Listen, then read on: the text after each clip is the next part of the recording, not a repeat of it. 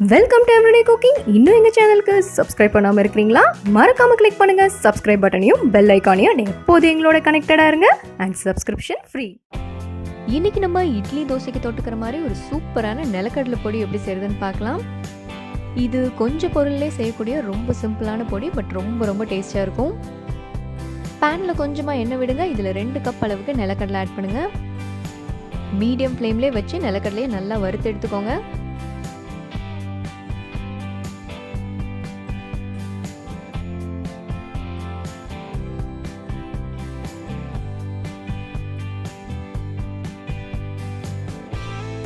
இதோ கடலை அங்கங்கே வெடிக்க ஆரம்பிச்சிருச்சு. இது ஆல்மோஸ்ட் வறுபட்டுருச்சு. இன்னும் நல்லா ப்ரௌன் ஆகட்டும், அது வரைக்கும் வறுத்துக்கலாம். இதோ கடலை நல்லா வறுபட்டுருச்சு. இதை வெளியே எடுத்துடலாம். இது இப்போ அப்படியே நல்லா ஆறட்டும். அடுத்ததான் மிக்ஸி ஜாரில் பச்சையாகவே பூண்டு ஆட் பண்ணுங்கள். சின்ன பல் பூண்டாக இருந்தால் 10லேருந்து 15, இல்லைன்னா ஒரு 5 போதும்.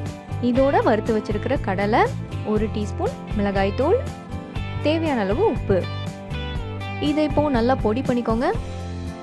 இது நல்லா பொடியாக அரைச்சாலும் நல்லாயிருக்கும், அதே மாதிரி கொஞ்சம் கரகரப்பாக அரைச்சாலும் நல்லாயிருக்கும். அது உங்கள் சாய்ஸ் தான், எப்படி வேணாலும் அரைச்சிக்கோங்க. இது இட்லி தோசைக்கு மட்டும் இல்லைங்க, சாதத்தோடு பிசைஞ்சு சாப்பிட்றது கூட ரொம்ப ரொம்ப நல்லாயிருக்கும். கேரட், பீன்ஸ், முட்டைக்கோஸ் இதெல்லாம் பொரியல் செய்யும்போது இது 1 ஸ்பூன் போட்டு பொரியல் செய்யுங்க, ரொம்ப நல்லாயிருக்கும். வேறொரு இன்ட்ரெஸ்டிங்கான ரெசிபியோடு உங்களை சந்திக்கிறோம். அண்ட் மறக்காமல் எங்கள் சேனலுக்கு சப்ஸ்கிரைப் பண்ணுங்கள்.